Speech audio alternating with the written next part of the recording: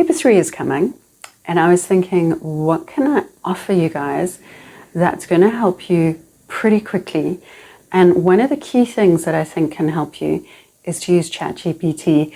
And I know most teachers are probably going to hate me when I say that, but it's true. And it's very specific in terms of what ChatGPT is going to help you with. So before you write your paper, go and get ChatGPT to make you essays. Why do I say that? Because the thing I see kids doing well on in a paper 3 are things like the dialogue or the speech. Why do they do well on that? Because they've had years of conversing with other people or listening to interviews, or they've had years of sitting in an assembly listening to speeches. So they've got a lot of experience of those specific kinds of writing, even though they've only ever heard it. What we don't have a lot of experience of, what you guys don't have a lot of experience of, is reading stories that are 450 to 500 words long. And that little sniff in the background is my dog, so don't worry. He's come in to say hello and to see what's going on. So we don't have a lot of experience of these short stories. The short stories that you read in a textbook are 1,000 more words, okay? But you are being asked to create something that you've almost had no experience of. So get ChatGPT to give you that experience, and make sure that he doesn't just write 1 or 2 for you, but that he writes 3 or 4 or 5 for you, slightly different approaches or slightly different image prompts, whatever prompt you want to use. I'm going to take you through a few that I've done just to show you what I think can be gleaned from it. And the key thing, and this I have actually told my kids this before, I have actually said, go and play with ChatGPT and see what kind of essays it can make for you. The key thing that I want you to do is I want you to steal. I want you to steal ideas and think of it almost as if you're in an orchard, you're picking apples or fruit, and you're putting those things into a basket. And when you go in to write your paper 3, you're taking that basket figuratively, not literally, figuratively with you. Please don't literally take anything with you, because then you'll be cheating. And if you cheat, you can't write matric for another 3 years. So figuratively take that basket of stolen fruit in with you. All the beautiful images, all the beautiful ideas that you are going to be exposed to. Keep them in mind when you go and write. Enjoy the video.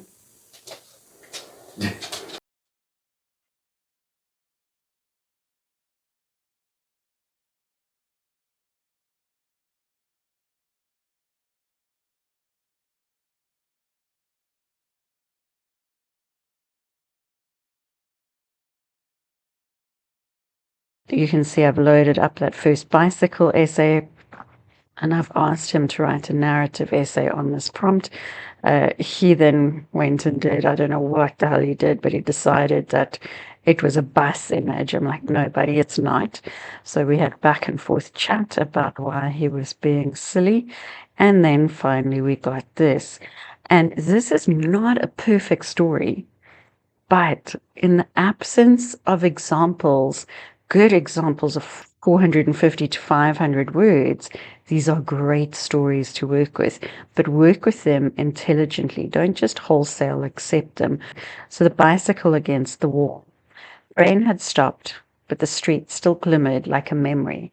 What a beautiful simile that is.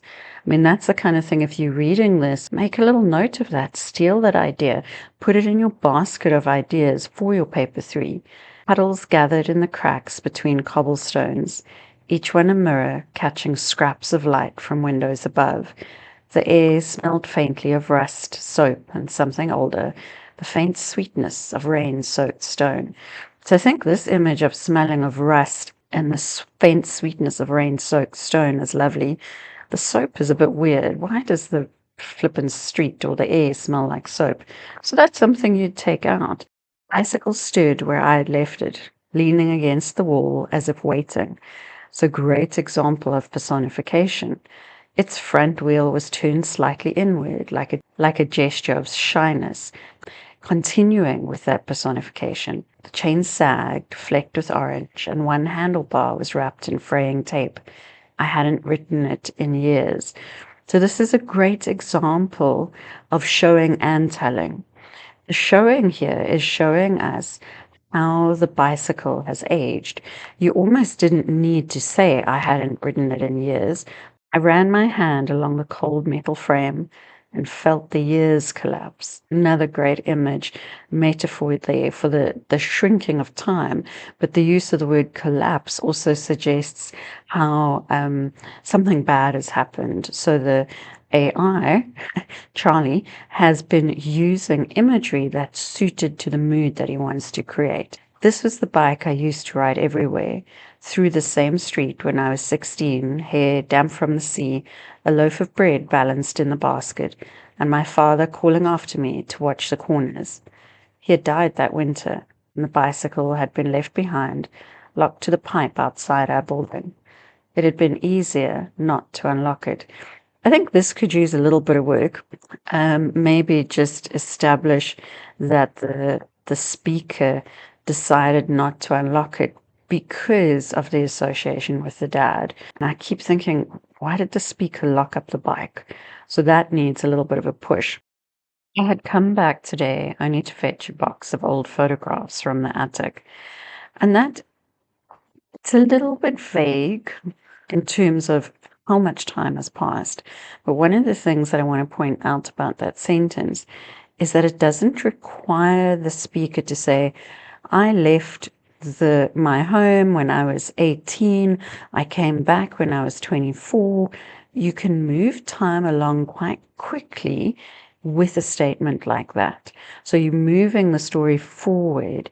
And that's something that I find a lot of learners struggle with, how to move the story forward. So we'll pick up on other moments like that as we read. The city had changed. The bakery was gone, the old cafe now a boutique. Yet somehow the bike remained, rusted but upright, defiant against the weather, a relic of a quieter time. I crouched down to free it, fingers stiff with cold, the key turning reluctantly in the lock. It came loose with a sigh. So the continued personification of the bike and the sighing fits in with this mood of, it's been there for ages, it's frayed, the chain has sagged, it's old. For a moment, I hesitated. What was I doing, rescuing this old thing? Maybe I wanted proof that something, anything endured. I did think that this could be pushed a little bit because really what the story is about is the narrator, the speaker, thinking about the deceased father. And the father is gone, but the bike remains. So as a human, I would have pushed that element a bit. I wheeled down the glistening street, the tires sighing against the stones. The sound echoed softly between the buildings, a rhythm I had forgotten but still knew by heart. At the corner I stopped. The city around me hummed in distant tones, a scooter whining somewhere uphill, a window closing, laughter carried thinly on the damp air. Everything else was still. Swung my leg over the seat and pushed off. The first pedal stroke was clumsy, the second smoother. Soon I was gliding, the cold wind cutting through my coat, the road unrolling beneath me like an old film reel. I mean, that is such a beautiful image to steal. Put it in your basket. The streetlights turned to streaks. My reflection flickered in puddles. Older, but alive, moving. When I reached the end of the street, I stopped again. I looked back. The bicycle's shadow leaned briefly against the wall before slipping forward into the next pool of light. So there we see that movement, that sense that the speaker is moving forward with their life. It felt suddenly like forgiveness, not from anyone else, but from the years themselves. So this for me did feel a little bit sort of lost. Why did the speaker need forgiveness from the years themselves? And I would have, as a human writer, unpacked that. So not from anyone else, but from the years themselves, the years of being absent and of walking away from pain, something along those lines. I uploaded the lock image because, again, so many things that can be spoken about. And one of the things that I told him was, look, your last effort was actually more descriptive, reflective. So a reflective essay is when you're thinking back and you're thinking about something that happened, and then there is a shift in how you see things, a shift in your understanding, which is definitely what happened in that previous essay. It's also more descriptive. There's a lot of rich imagery within that. And there's nothing wrong in terms of writing an essay for the NSC that is narrative, descriptive, reflective, sort of all rolled into one. You won't get penalized for that. In fact, you often end up writing a stronger essay if you do something along those lines. But what I did want him to do was write something with a clear narrative arc. So a story should have rising conflict. And conflict in this sense is not like two people physically fighting, but it's something around which there is tension. So it should have this tension that builds a climax in which everything comes to a head and then a resolution. So this is what he gave me. And parts of it are good, parts of it are not so good. So human cognition, judge what you are getting. The sound of the chain echoed down the alley as I tugged at the gate one last time. It was no use. The padlock held firm. Behind it lay everything my father had hidden from me. So I think that's great, like this idea of secrecy. It started the day after his funeral. Among the papers and unpaid bills was a single key wrapped in brown paper with one word written across it, don't. Of course I did. And what's lovely here, I spoke earlier about how to move things forward in time. So we've got that here. It started the day after the funeral, okay? And then the next line, the address led me to a narrow passage. So you can jump forward in the narrative like that to sort of progress the narrative. It is actually quite easy. You don't have to worry too much about setting too many things up to make that bridge. Before I carry on reading, though, I did also want to point out one of the things that ChatGPT, Charlie, does really well is the use of short sentences, these very short paragraphs as well. So there's a lot of emphasis put on these short paragraphs. The address led me to a narrow passage behind the old railway yard where the air smelled of oil and dust. The gate stood there, its metal flaking, chained tightly like a wound that didn't want to heal. That is something you should steal. Put that in your basket. Look how beautiful that image is. There's obviously something going on with the dad. The dad has kept secrets hidden. And then it's like a wound that didn't want to heal, whatever this sort of issue is between father and child. I turned the key. Nothing. The lock didn't even click. Maybe it wasn't for this gate at all, but I couldn't shake the thought that he had meant for me to find something here, that this was another one of his lessons, the kind he'd loved to set up when I was a kid. Only this time he wasn't around to explain the point of it. The first night I came back with a hammer, so very gentle, very easy moving forward of the narrative. The noise of it striking the chain cracked through the still air. Somewhere a dog barked. I froze, my heart pounding. You can feel that build-up of tension. I'd never been brave, not really. Dad always said I had a thinker's courage, which was his polite way of saying I overthought everything. Still, I hit the lock again, once, twice, until my hands stung and my resolve faltered. The lock barely moved. The next day, I returned with bolt cutters. As I lined them up against the chain, I saw something glinting through the crack between the gate panels, a flash of silver. I crouched down and peered inside. There was a motorbike, his motorbike, the one he'd sold when things got bad. My chest tightened. He hadn't sold it. He'd locked it away. So again, there's another point of conflict, rising tension. That realization hit me harder than any hammer blow.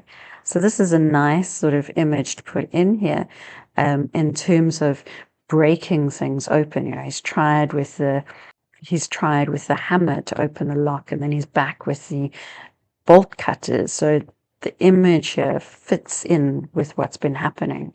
He kept it hidden from me, like so many other things. the debts, the arguments, the way he'd stopped taking his medication.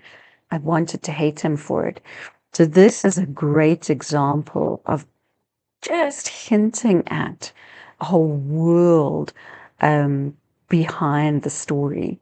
And not a hell of a lot is needed in order to do that. But there are places in which Charlie hasn't given enough. And it's kind of like, well, what's going on here? Why is this happening? I lifted the bolt cutters again. The chain snapped. The gate swung open with a groan. Inside, the bike stood under a dusty sheet, polished and perfect, as though waiting. So there's that great use of personification again. On the seat lay another envelope, my name. Inside, just a note, for when you're ready to ride again. So this is one place where I was like, we actually need an explanation of that, because previously in the story, it's the father who gave up riding, not the child. So that needs unpacking. For a long time, I stood there not touching anything. The air felt heavy, thick with the kind of silence that comes after understanding. Steal that and put it in your basket. I locked the gate again, the chain rattling in my hands, the padlock clicked shut, not to keep me out this time, to keep the memory safe. And I really liked the way that this ended, this idea that the padlock could keep things safe. But for me, this isn't a fully resolved story. There are issues with this story. So I said to Charlie, how did the narrator get the address? Because that's a little bit weird. Like, there's a key, it says don't, and then he's at the address. So that's one of those little details that would need to be filled in. So I called Charlie out on that. And of course, Charlie tells me I'm excellent catch because Charlie likes brown nose. And then I also said that also the don't isn't that credible. It's set up as a thing not to do, but then reimagined as something the speaker thinks they should do. And so it doesn't quite land. And I asked him to try again. So this is the last one that we'll look at. But there are one or two issues that were sort of out of kilter here. And I prompted him again, and he did a third one, fourth one, but I'm not going to take you through that because I'm keeping an eye on my time. The gate behind the school, the gate had been locked since the night everything happened. So the only issue here is that this story opens with that, but then never tells us what it is that happened. So you want to plan your story to know ahead of time what's going to happen. The gate had been locked since forever, or the gate had been locked for as long as anybody could remember, full stop. It stood at the back of the schoolyard, half hidden by a tangle of weeds and broken fencing. Everyone said it led to the old maintenance tunnels, but nobody really knew. The chain around it was thick with rust, the padlock white with age. We weren't supposed to go near it. That never stopped us. And look at the movement forward here. The first time was a dare. So we don't need to go 3 weeks later, Liam dared me to go to the lock for the first time. We don't need that. You can jump quite succinctly into that time. Liam said there were bones down there, animal, maybe human, and he bet me 50 rand I wouldn't touch the lock. I did. My fingers came away red with rust. Such a beautiful image because the red suggests blood or danger, and the rust suggests how old the lock is. And he laughed like that proved something. We all laughed, the way boys do when they're scared but pretending not to be. There's another mistake that Charlie made. Who's the all? It's just the narrator and Liam. So it should be, we both laughed. The second time wasn't a dare, and there's a nice movement forward again in time. We just needed somewhere quiet. Liam's father had been drinking again. And this is another one of those examples of how to build so much into just one or two little statements. That doesn't need further explanation. Given where the story goes, that is enough. Mine had been shouting at my mother. We sat by the lock gate and threw stones at the wall until our arms ached. It's like they keep all the bad stuff in there, he said. Maybe that's why it's chained up. I didn't answer, but I knew what he meant. Now, given where the rest of the story goes, I would actually suggest that there's a little unpacking there. I knew what he meant. Sometimes we need to keep things contained. Just a little statement that would help with the rest of the story. 2 weeks later, he was gone. They said it was an accident, that he'd taken his dad's car and lost control on the pass. But when I saw the empty chair in class, I didn't believe in accidents anymore. That's a bit of a weird statement. Yeah, I would take it out. I started walking to the gate after school, sitting there like we used to. The chain never moved, but the lock caught the light just so, as if winking at me. One afternoon, I brought the bolt cutters from my father's shed. My heart thudded so hard I thought it might echo. I slid the blades over the chain, hand shaking. Then I stopped.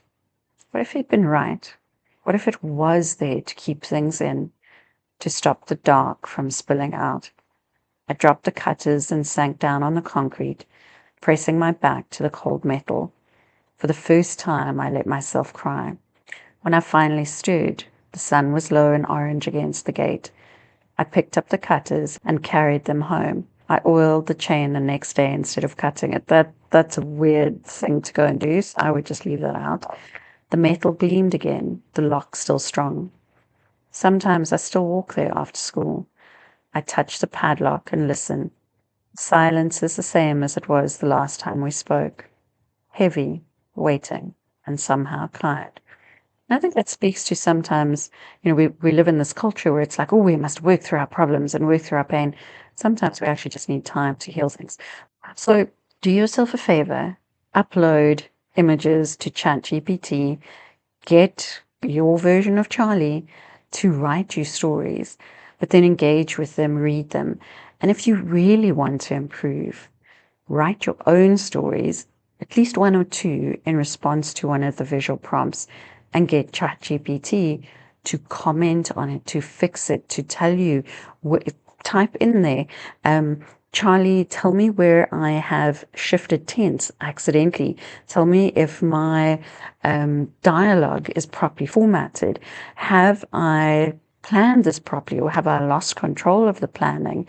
Is there good movement forward in time? Is there good expressive language? Is it moving? Is it interesting? Ask for all that feedback if you really want to improve. You will improve just by reading examples.